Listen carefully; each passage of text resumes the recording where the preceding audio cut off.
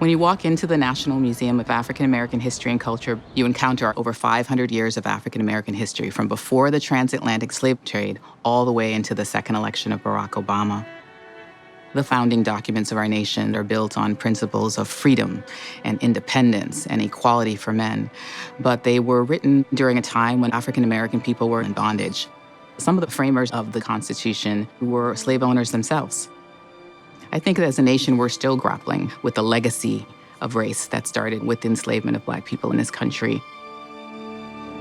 This museum is important because I think we need places for people to understand the history, how we are a nation that needs to deal with our periods of racial violence, periods of insecurity for African Americans.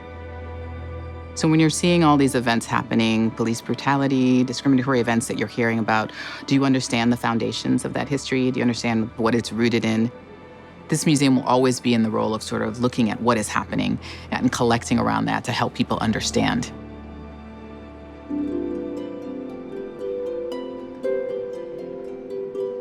Craft is an essential part of African American experience because it really is a way of African Americans making a way out of no way.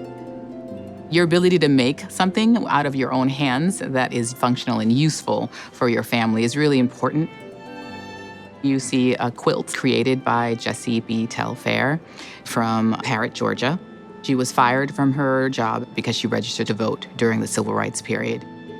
She made these quilts as sort of an expression of her anger, but also her insistence that she wanted to live in a place that was free.